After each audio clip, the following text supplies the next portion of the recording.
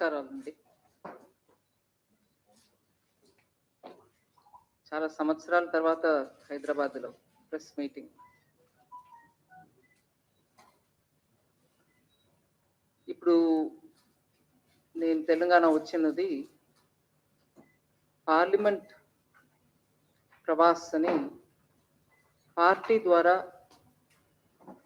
చాలా స్టేట్స్లో మినిస్టర్స్ వెళ్ళి 3 రోజులు ఏదో ఒక నియోజకవర్గంలో ఉండి ఆ 144లో అక్కడ ఉన్న కార్యకర్తలతోటి సంపర్కం చేయడం, వాళ్ళతోటి మాట్లాడటం, అలాగే వాళ్ళ కుటుంబాలతోటి వాళ్ళ ఫ్యామిలీలో వెళ్ళి వాళ్ళతో ఒక భోజనం, లేదా అక్కడ ఉన్నటువంటి సమాజంలో ఉన్నటువంటి కొన్ని సెక్షన్స్ తోటి మాట్లాడటం, వాళ్ళ మనసులో మాట ఏముంది, వాళ్ళ ఇన్పుట్స్ ఏంటి, గ్రౌండ్లో జరిగేది ఏంటి, వాళ్ళకి ఏదైనా ముఖ్యంగా చెప్పాల్సిన విషయం ఉందా అనేదిని ఒక రకంగా మాట్లాడి అర్థం చేసుకొని రావడానికి. దీంట్లో ఆ నియోజకవర్గానికి ఒక్కసారి వెళ్ళాలని ఏం రూల్ లేదు. నేను నా తరపు నుంచి ఇక్కడ కోఆర్డినేట్ చేసే పెద్దలు, పార్టీ ప్రెసిడెంట్ ప్రేమేందర్ రెడ్డి గారు, వీళ్ళు ఈ పర్టికులర్ ప్రోగ్రామ్కి కోఆర్డినేషన్ వాళ్ళే చేస్తున్నారు కాబట్టి వాళ్ళతో మాట్లాడి నేను ఒక్కసారి కాదండి 2-3 సారి కావాలంటే నేను రావాల్సి ఉంటుంది. ఎందుకంటే ఆ 3 రోజుల్లో నేను ఎంత న్యాయంగా అందరినీ కలవడం వీలవుతుందో నాకు తెలియదు. అందుకని కొంచెం బిట్స్లో హ్యాండిల్ చేద్దాం అని చెప్పుకొని ఈ పట్టు 3 రోజుల్లో కొంతమందిని మళ్ళీ 2-3 సార్లు అందరినీ కలుద్దామనే ప్లాన్. దీని ద్వారా నిన్న మొన్న నాకు చాలా మంచి అనుభవాలు. మా కార్యకర్తలు అందరూ చాలా ఉత్సాహంగా ఉన్నారు. గ్రౌండ్లో వాడికి ఉన్న సిట్యువేషన్, అట్లాగే ప్రజల పట్టు ఉన్న సేవాభావంతో నేను ఈ ఇష్యూస్ని ఎలాగైనా తీసుకెళ్ళి రాష్ట్ర ప్రభుత్వం లేకపోతే కేంద్ర ప్రభుత్వంలో చెప్పి దీనికి సొల్యూషన్స్ తెప్పించాలి అనే కమిట్మెంట్ తోటి ఉన్నటువంటి కార్యకర్తలు నాకు చాలా ఇన్స్పిరేషన్గా ఉంటుంది. అది కాకుండా పర్టికులర్లీ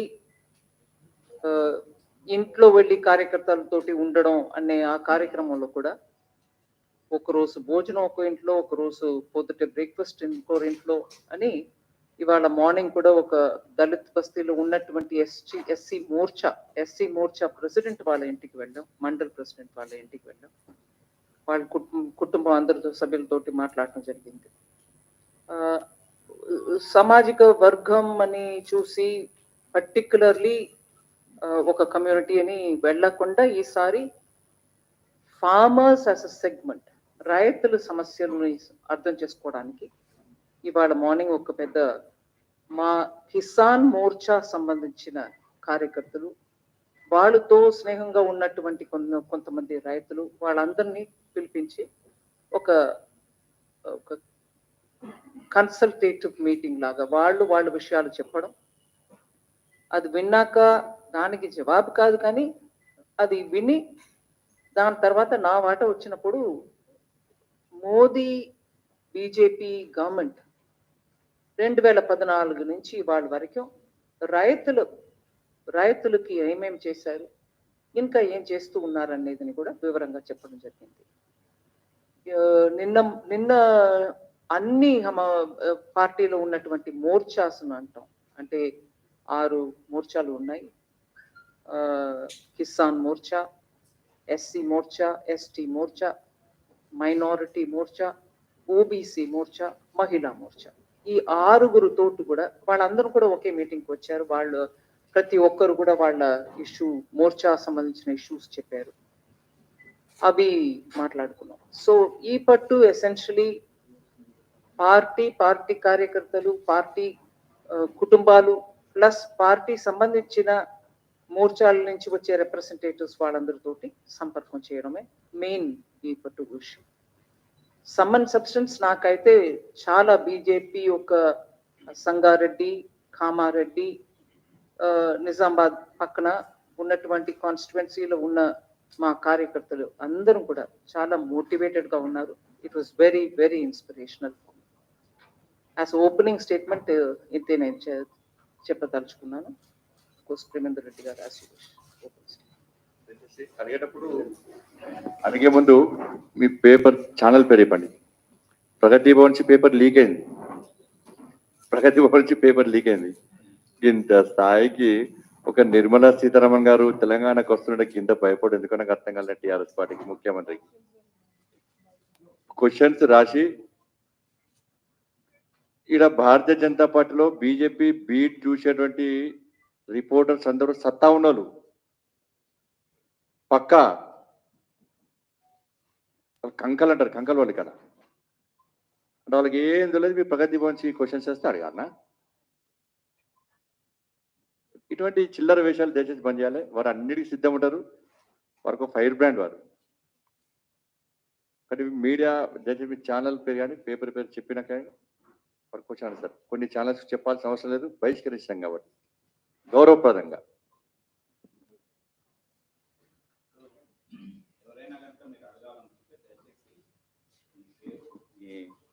ఏ వైపు నుంచి మీరు రిప్రజెంట్ చేస్తున్నారు అనేది మీరు అడగొచ్చు. మీరు అడిగితే వారు చెప్తారు.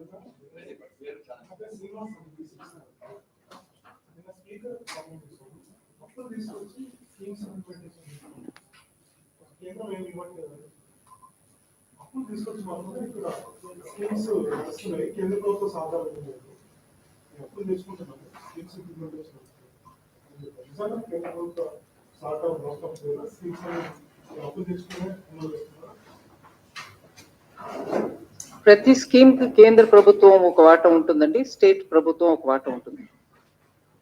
ఇప్పుడు లాస్ట్ 1 year నుంచి ఒక విషయం నేను మీ దృష్టికి తీసుకొస్తున్నాను. డైరెక్ట్ గా దీనికి ఆన్సర్ కాదు అది, కానీ అది చెప్పడం వల్ల ఈ ఆన్సర్ కూడా మీకు అర్థమవుతుంది.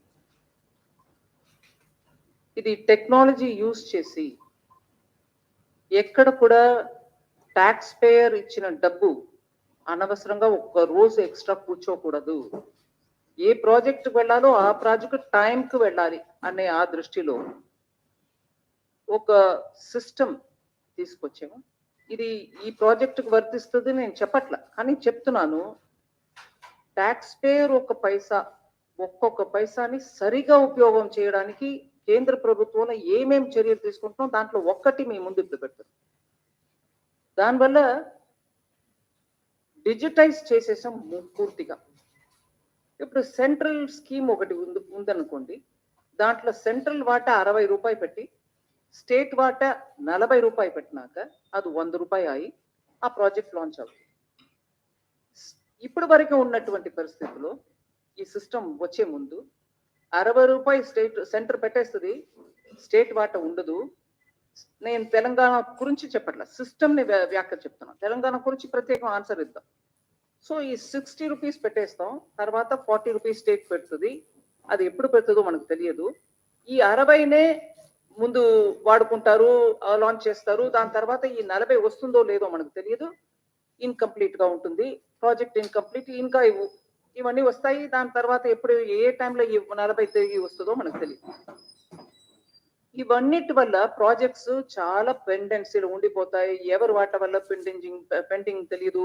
ప్రజలేమో సెంట్రల్ గవర్నమెంట్ ఇవ్వాల్సిన ఈ ప్రాజెక్ట్ లో ఇంత డిలే అవుతుంది ఏంటి అని అడుగుతారు. ఇవన్నిటికీ ఇవాళ సిస్టమ్ ద్వారా మీరు పెట్టిన వెంటనే ఆ డబ్బు పెట్టేస్తాం, just in matter of minutes.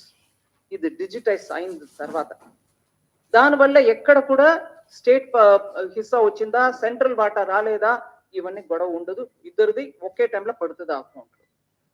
ఈ రిఫార్మ్ తీసుకొచ్చింది మోదీ సర్కార్, కేంద్ర ప్రభుత్వం. ఎందుకు? ఆఫ్టర్ ఆల్ ఒక్కొక్క పైసా ప్రజలది. ఎక్కడో ఒక చోట్ల ఆగిపోయి ఉంది, పార్క్ అయిపోయింది, ప్రాజెక్ట్ నడవల. ప్రజలేమో అడుగుతున్నారు కేంద్ర ప్రభుత్వాన్ని. ఇంకా గోల ఉండకూడదని ఈ సిస్టమ్ తీసుకొచ్చాం. అది ఇప్పుడు ఒక ప్రాజెక్ట్ నేను అప్పు తీసుకొచ్చి నడుపుతున్నా, దీంట్లో కేంద్ర ప్రభుత్వం సహకారం లేదు అని అంటే అది కేంద్ర ప్రభుత్వం ప్రాజెక్టే కాదు కదండి. నువ్వు అప్పు తీసుకొచ్చుకో, ఒక ప్రాజెక్ట్ లాంచ్ చేసుకో, నీ పేరు పెట్టుకో, ఏదైనా చేసుకో, నో ప్రాబ్లం. బట్ కేంద్ర వాటా కూడా తీసేసుకుని దాని మీద నేను అప్పు తీసుకొచ్చి ఇంకా దాన్ని మ్యాన్షన్ లాగా కట్టేశాను. ప్రజలకి నీవు 1 బెడ్రూమే ఇస్తున్నావు, నేను 40 బెడ్రూమ్ ఇస్తున్నాను, కానీ నా ఉసిరికాయ అంత డబ్బు నీకు దాంట్లో ఉందా లేదా? అది ఉసిరికాయో ఇంకొకటో ఉందా లేదా? ఉన్నప్పుడు మా పేరు కూడా పెట్టు.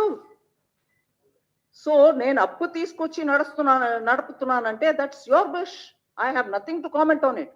బట్ ఏదైతే మా ప్రోగ్రామ్ అని మేము డబ్బుతోటి ఇస్తున్నామో దాంట్లో మా పేరు ఉండాలి. ఇది ప్రత్యేకంగా ఆ పేరు మార్చడం మక్కలు జనతాకి ప్రజలకి ఇది మా ప్రోగ్రామ్, అది కేంద్ర ప్రభుత్వం ప్రోగ్రామ్ కాదు అని చెప్పడం ఇవన్నీ అనవసరం. ప్రజలకి కేంద్ర ప్రభుత్వం ఇస్తుంది, మీరు ఇస్తారు, ప్రజలకు మంచి కొరకు అందరూ చేస్తున్నాం. అందరం చేస్తున్నప్పటికీ అందరూ చేస్తున్నాం ఒప్పుకోండి. కేంద్ర ప్రభుత్వం వాటే లేదు, మేము మా పేరు పెట్టుకుని కప్పు తీసుకుని నడుపుతున్నాం అంటే అది మీ ప్రోగ్రామ్ అయ్యా. దాంట్లో నాది ఉంటే నాది ఉందని చెప్పడానికి నీకేం అభ్యంతరం అని అడుగుతున్నాం.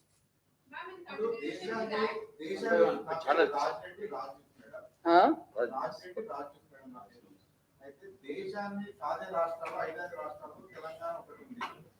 తెలంగాణ కేంద్ర ప్రభుత్వం పథకాలు అమలవుతున్నాయి కదా, కేసీఆర్ ఫోటో పెడతారని రాష్ట్ర ఆర్థిక శాఖ మంత్రి అడుగుతున్నారు. నాకు అర్థం లేదండి. దేశాన్ని సాధ్య రాష్ట్రాల్లో 5 రాష్ట్రాల్లో తెలంగాణ ఒకటి ఉంది. కంట్రిబ్యూషన్ దేశానికి మొత్తం నడవడానికి కంట్రిబ్యూషన్ 5 రాష్ట్రాల్లో తెలంగాణ కూడా ఉంది. తెలంగాణ ఇచ్చే డబ్బుల ద్వారా వేరే రాష్ట్రాలకు కూడా పోతున్నాయి. కేంద్రంలో కూడా కేసీఆర్ ఫోటో పెడతారని ఇక్కడ రాష్ట్రానికి సంబంధించిన ఆర్థిక మంత్రి ప్రశ్నిస్తున్నారు.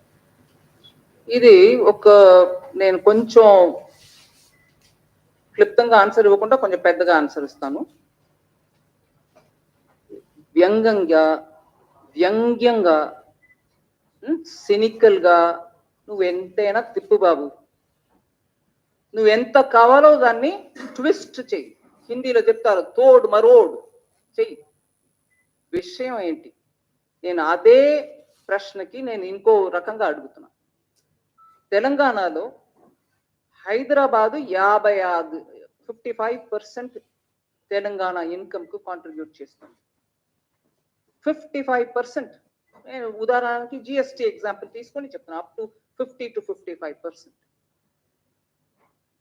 ఆదిలాబాద్ లో ఒక ప్రాజెక్టుకి హైదరాబాద్ ట్యాక్స్ పేయర్ ఇచ్చిన డబ్బుతోటి ఇక్కడ నేను చేస్తున్నానని హైదరాబాద్ ఓటర్లు అందరి పేరు మీద నడుపుతారా?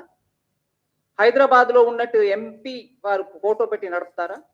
అక్కడ ఉన్న బిల్డింగ్ మీద నీ అది చెప్తావా హైదరాబాద్ ఇచ్చిన రెవెన్యూ వల్ల ఈ బిల్డింగ్ కడుతున్నాం అని పెడతారా?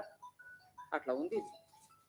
అంటే వ్యంగ్యంగా నేను ఎంతైనా అడుగుతా, వెటకారంగా మాట్లాడతా, అవన్నిటికి సరి సాటి జవాబు ఇవ్వు అని అంటే ఇది జవాబు. హైదరాబాద్ 55% మీకు ఇన్కమ్ ఇస్తుందంటే అన్ని జిల్లాల్లో నడిపే ప్రతి కార్యక్రమంలో కూడా హైదరాబాద్ ఎంపీ మీరు కాదు కదా, మరి ఎంపీది పెట్టుకోండి. ఇట్లా జవాబు ప్రజల కోసం ఇస్తున్నావు, ఎదురు ఆపోజిట్ పార్టీ కోసం ఇవ్వట్లా. బీజేపీ ఒక ప్రశ్న అడుగుతుంది, బీజేపీకి నేనెవరు ఇవ్వడానికి హూజ్ బీజేపీ అనొచ్చండి. కానీ బీజేపీ అడిగే ప్రశ్న అలాగా టిఆర్ఎస్ అడిగే ప్రశ్న ప్రజలకి దానికి జవాబు కావాలనే దాని కోసం అడుగుతున్నాం. మీరు ఎవరు అడిగినా, మీడియా ఎవరు అడిగినా కూడా ప్రజలకి దాంట్లో ఒక ఎక్స్ప్లెనేషన్ కావాలి. అది ఇవ్వడం ఇవ్వకుండా పోవడం అది మీ ఇష్టం. కానీ వ్యంగ్యంగా ఇలా తిప్పితే వ్యంగ్యంగా ఎవరైనా తిప్పగలుగుతారు.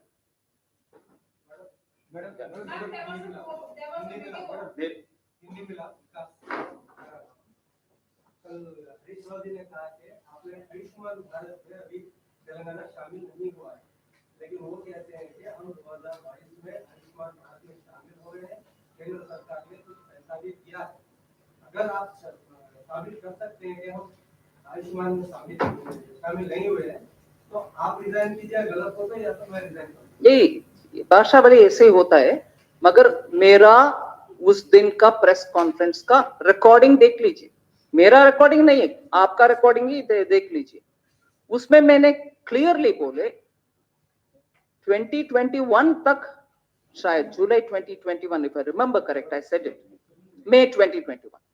లేదు, వారు హిందీ ప్రశ్న అడిగారండి, నేను మళ్ళీ తెలుగులో మీకు కూడా అదే విషయం చెప్తాను. తెలుగులో చెప్పనా? నా ప్రెస్ కాన్ఫరెన్స్ లో నేను ఏం చెప్పాను ఈ విషయం మీద అనేది ఒకసారి శుభ్రంగా చూసుకోమనండి, చూసుకొని మాట్లాడమనండి. దాని తర్వాత ఇంతో అవ్లు అంత టెన్షన్ పెట్టుకుని నేను రిసైన్ చేయి, నేను రెసిగ్నేషన్ చూసుకుందామండి. ప్రజలు ఎవరిని తీయాలి, ఎవరిని పెట్టాలనేది ప్రజలు చూసుకుంటున్నారు. ప్రతి మాటకి రోజు పొద్దుటే లేచి రోజు సాయంకాలం ఒక ప్రెస్ కాన్ఫరెన్స్ పెట్టుకుని పల్నా నువ్వు రిసైన్ చెయ్యి, నీ అన్ని ఏకవచనం. రిసిగ్నేషన్ తర్వాత ముందు నేను ఇచ్చినదని చూడమనండి. నేను దాంట్లో చెప్పింది కూడా ఇదే. 2021 వరకు చాలా వరకు ప్రోగ్రామ్స్ లో పార్టిసిపేట్ చెయ్యం, నో వే అన్న వాళ్ళు అప్పుడు ఎందుకో మనసు మార్చుకొని వచ్చి చేరారు అనే లైన్ కూడా నేను చెప్పాను అక్కడ. కానీ ఆ 2021 లో జ్ఞానం ఎందుకంటే వచ్చింది? అప్పటి వరకు ఏం చేశారు? ప్రజల్ని మబ్బు పెట్టడానిక? సో పూర్తిగా విని మాట్లాడితే అందంగా ఉంటుంది, పర్టికులర్లీ మినిస్టర్స్ ఒక పొజిషన్ లో ఉన్నవాళ్ళు. ఊరికే ఏదో విన్నాను దాన్ని పెట్టుకుని రెస్పాండ్ చేశాను, ఆ పద్ధతి వద్దండి. ప్రజల కోసం మనం కొంచెం డీటెయిల్డ్ గా మ్యాటర్ ఆఫ్ ఫ్యాక్ట్ గా చెప్పడం అవసరం.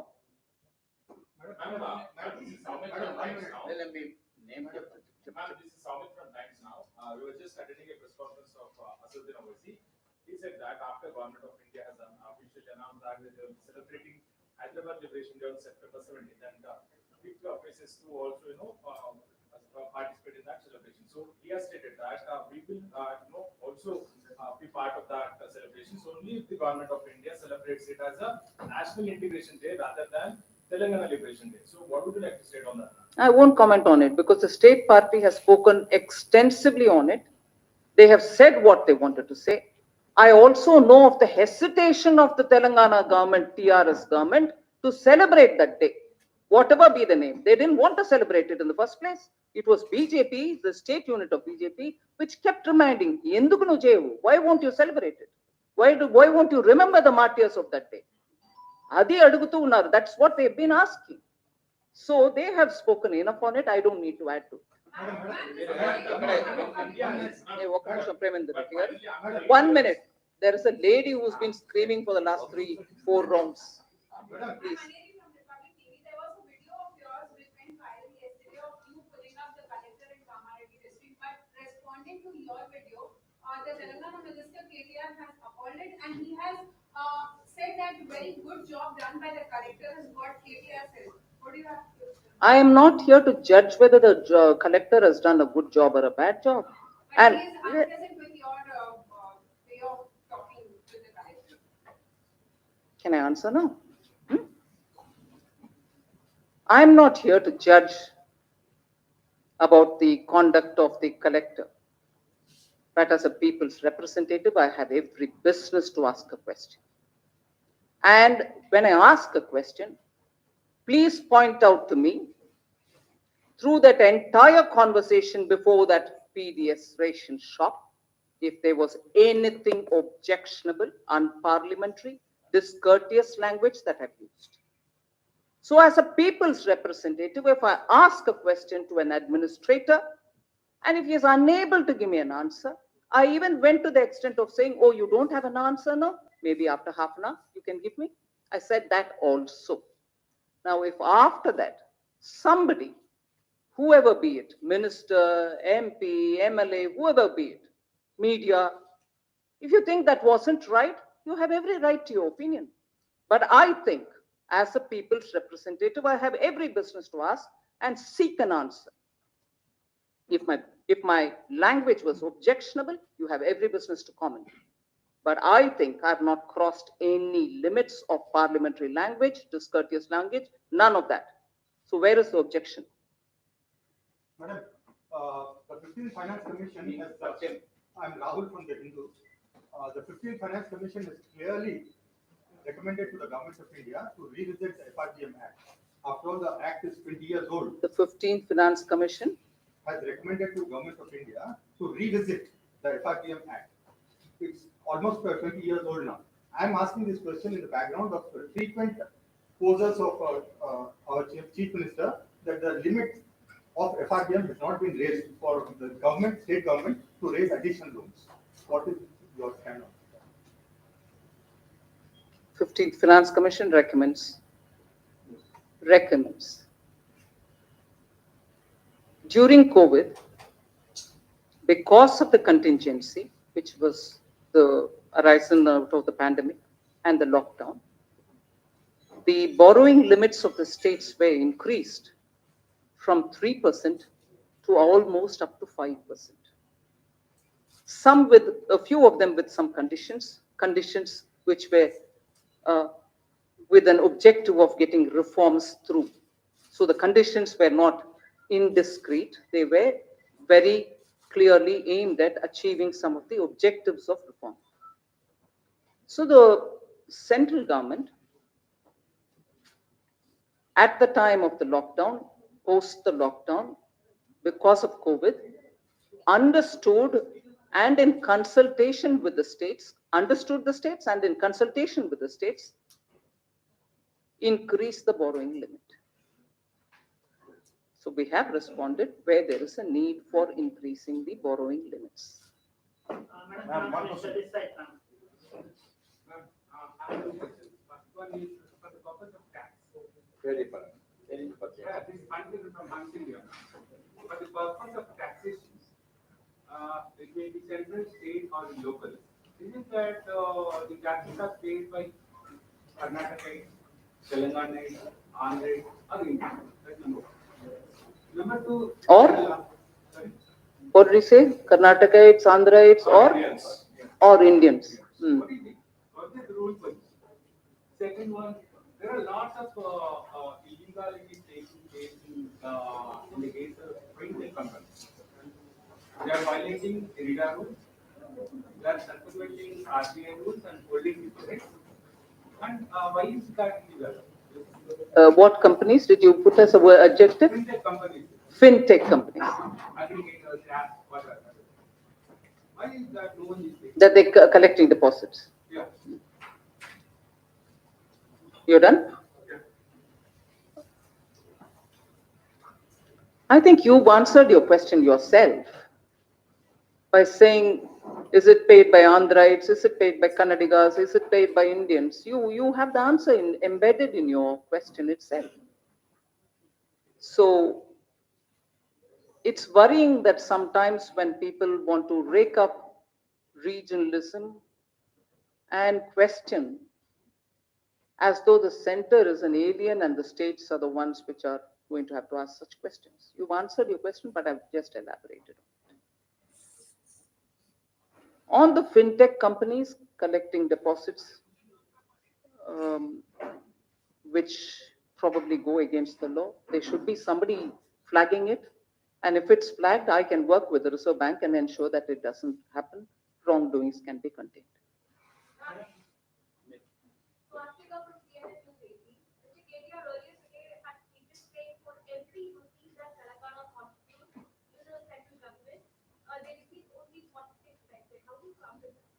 I think I've answered that several times and I repeat it.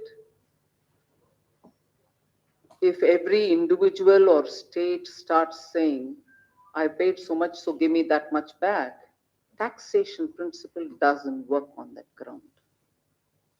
That is why I quoted the example of Hyderabad and Hyderabad district.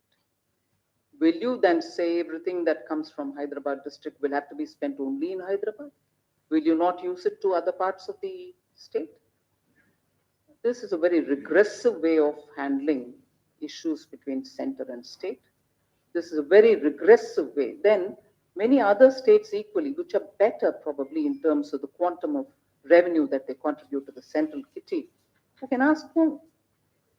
It doesn't work that way. And he knows it, I'm sure everybody knows it. It's good for rhetoric, it's good for media, it's good because it keeps the temperature hot and higher, but it is not, I think it's disingenuous, if anything.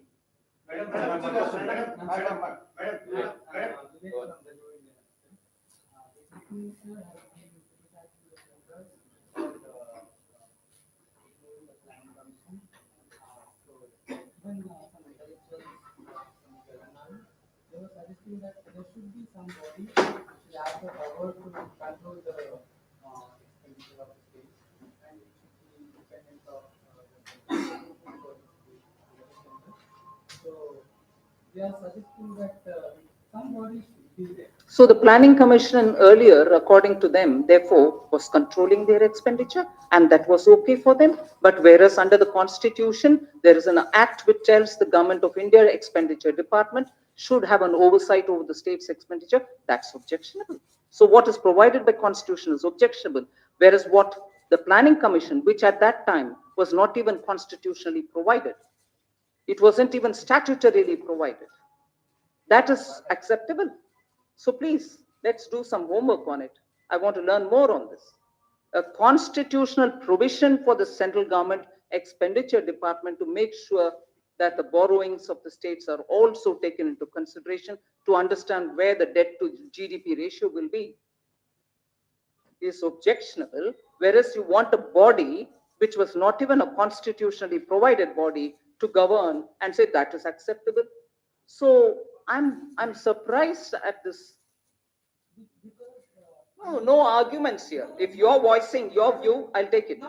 Then, Not because let us look at Kageshwar project. yes, So many years we are realizing that yes, there were checks and balances. right. So we should have come out long back. Absolutely. I should have come out long back. 40,000 becoming 1,40,000. I'm sure it should have come out long time back. I agree. Yeah, ma'am, one question. Ma'am, the GDP growth in the first quarter was 13.5%. Do you see similar double-digit growth for that time? Well, I'll hope for, we'll work for it. And I'm also taking into consideration the facts that economies which were far developed than India, economies which are comparable with India, like the other emerging markets. And I'm not deriding anybody, but the reality is, at a time when multilateral institutions, whether they are World Bank, IMF, or any others, who are looking at global economy, are clearly saying that many of these countries are on the verge of recession if they are already not in it. And sorry, Logan. And there are economies which are at a high risk of recession. Some of them 85%, some of them 15, 16%. And the report also very clearly says that India is not on the verge of a recession at all. So, if we are not on the verge of recession,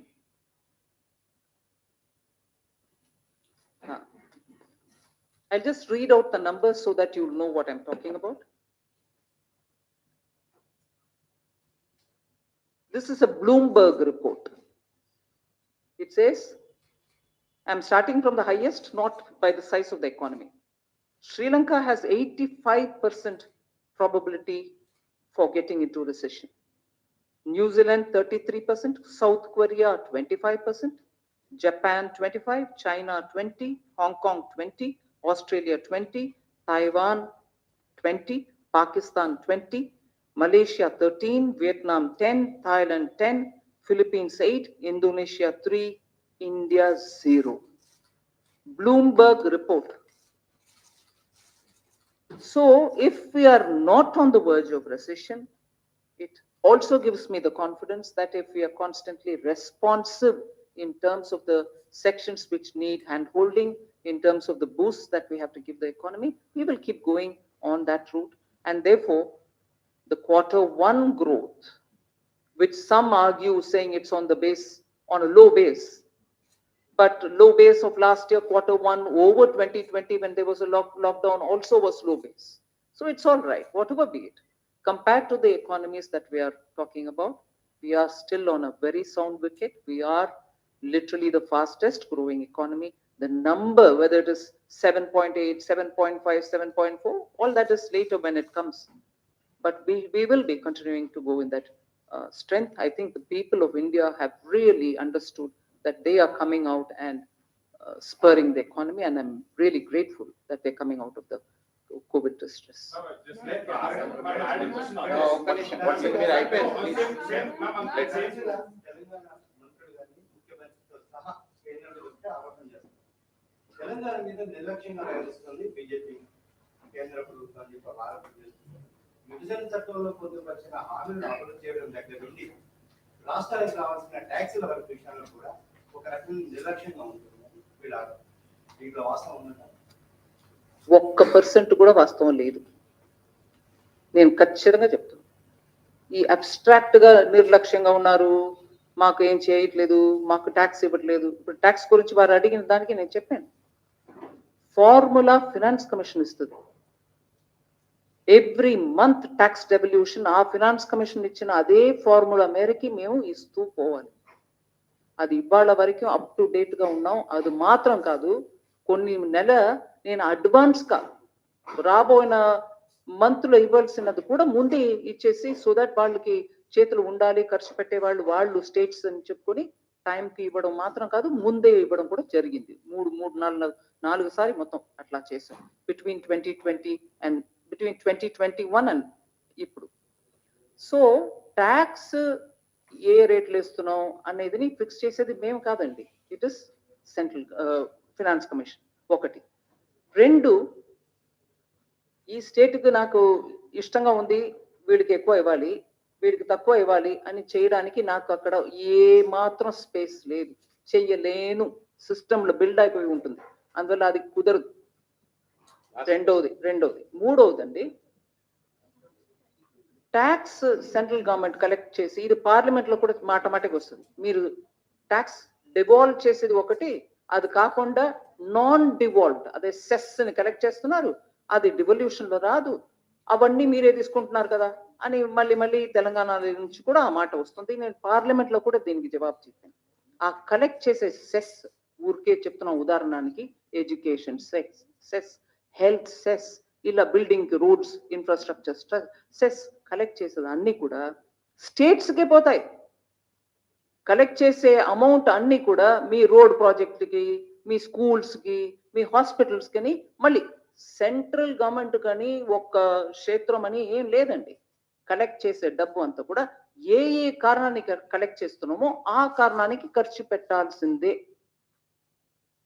నేను parliament లో data ఇచ్చాను, ప్రతి cess కి collected amount ఎంత, ఇప్పుడు వరకు ఎంత ఖర్చు పెట్టామని. 2/3 సెస్ లో కలెక్టెడ్ అమౌంట్ కంటే ఎక్కువ ఖర్చు పెట్టాం. అందువల్ల ఏ రకంగా కూడా ఈ ఆరోపణలో ఒక్క మాట కూడా నిజం లేదు. Last time అయితే please. Last question. Finance Minister says the per capita debt is 89,000 for Telangana and that for the country is 1.25 lakh. Based on what you said the other day. So would you like to clarify on that? And to that, they say the debts are in the FRBM limits and there are not many loans. Oh, I'm very glad you asked this question. I'm actually very glad that you asked me this question. It's one thing to have your debt very much under the FRBM limits. Good, and that's how it should be. There are out of the budget borrowings, which you also do, and these are when your public sector undertakings under the state government or any other such, who have revenue source of their own and whose board takes a call and then you go and borrow. And then that board, that company can repay it. But what is shown in the budget, which the central government also under the FRBM asks, saying how much is it? Is it 4%? Is it beyond 4? Is it 5? And during COVID period, it didn't have to go beyond 5 and so on. If you borrow under the FRBM, but probably borrow as much or more outside of that, which doesn't come into the budget. It's outside of the budget. Now, both put together, you may say, why should you put together? They have taken care of by borrowing because they have a provision to borrow. They also are seeking permission and then borrowing. But many of that is beyond their capacity and that doesn't even come into your budget. You're not telling the people of Telangana or the elected representatives about that burden also getting added on here. So in a way, we are all spending time talking about things, saying, no, it is blue, dark blue, but not light blue, but that it is blue is the discussion. And that, in a way, by getting further deeper in this conversation, Telangana is probably accepting that they are actually beyond the limit.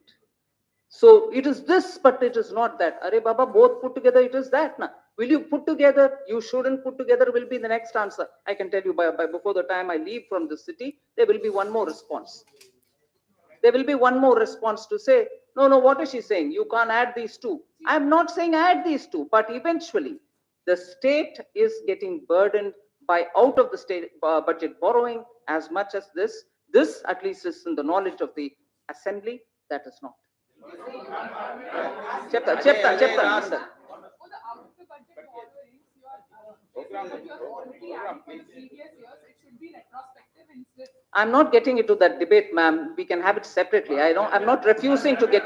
ఒక్క నిమిషం అండి, జవాబు చెప్తున్నప్పుడు నాకు అంత intelligence లేదు మీ లాగా అష్టావధానం చేయడానికి. కొంచెం మెల్లగా వెళ్తా. So it's all right. We can always get into the details of this is not it, that's not it. Is she talking like this? Overall, and I quoted the former finance minister of Telangana when I said, every child born in the state has now got 1.25 lakh on their head. What was the response to it? No, it's not 1.25, it is probably 110. You are admitting that you're burdening the future generation. Wo hai story. Please. Ma'am, you said about development, ma'am. No, I can't. Ma'am, I just want to say about IS. No, you had your turn. Please hold on. That one, ఇప్పుడు వరకు ప్రశ్న అడగలేని వాళ్ళు అడగండి. మళ్ళీ అదే.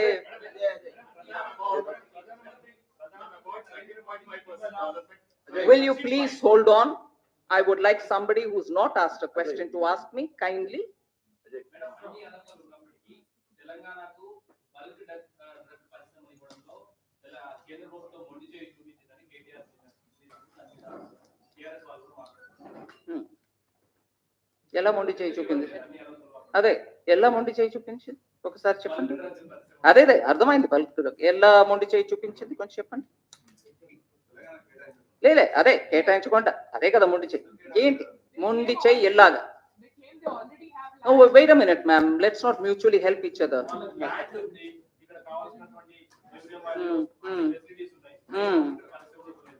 ఇవ్వలేదు.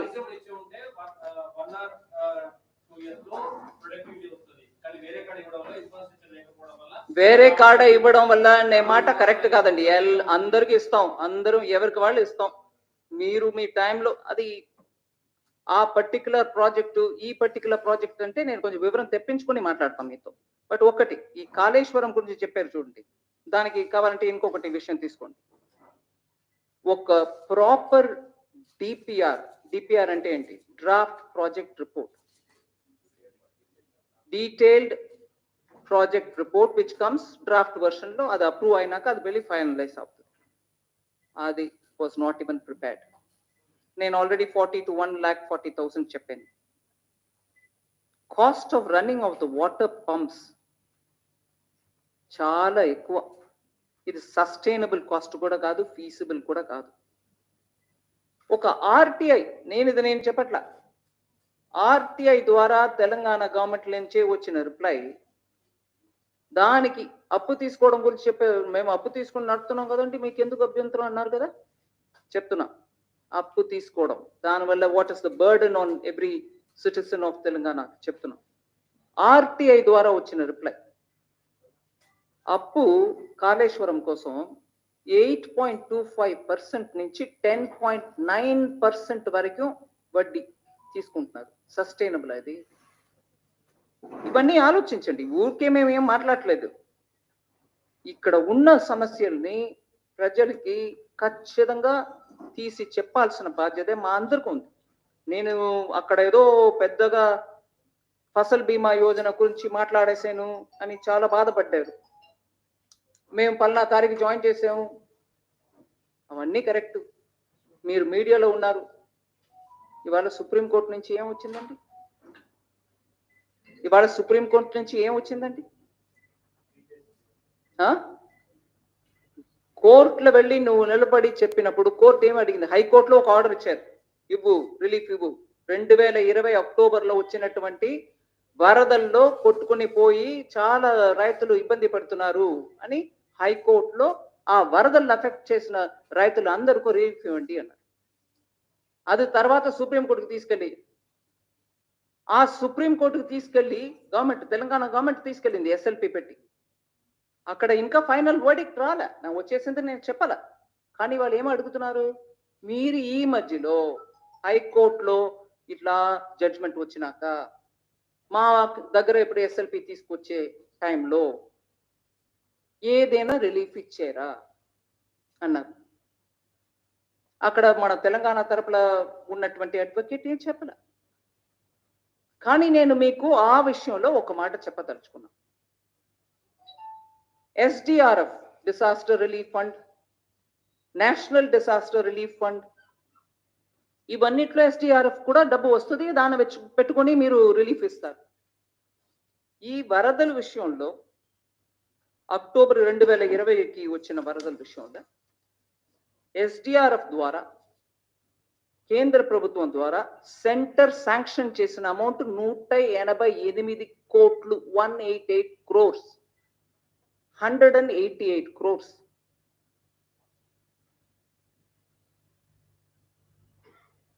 ఫిబ్రవరి 2021కే వచ్చేసింది. 15 లక్ష ఎకరం దీంట్లో ఎఫెక్ట్ అయి ఉందండి. సో కేంద్ర ప్రభుత్వం ఇచ్చేసింది. కానీ ఈ స్పెషల్ పిటిషన్ సుప్రీంకోర్టులో ఉన్న ఇప్పుడు ఈ విషయంలో ఆ డబ్బు వచ్చింది, మేము కేటాయించేసాం చెప్పాల్సింది కదా. కోర్టు అడుగుతున్నారు, మేము అడుగులా. మేము ఇవ్వాల్సిన 188 crores ఇచ్చేసామండి SDR. అక్టోబర్ 2020 వరదలకి ఇవ్వాల్సింది ఇచ్చారా లేదా నాకు తెలియదు, కోర్టులో ఉంది మాట. కానీ ఇవాళ మీడియాలో వచ్చింది కాబట్టి నేను కోర్టు చేస్తున్నా, నేనేం కొత్తగా తీసుకురాలా. అక్కడ క్లియర్గా ఆ రిపోర్ట్లోనే అంటున్నారు 2020 వరదలకి SDRF ద్వారా కేంద్ర ప్రభుత్వం 188 కోట్లు. I'll read that sentence if you want.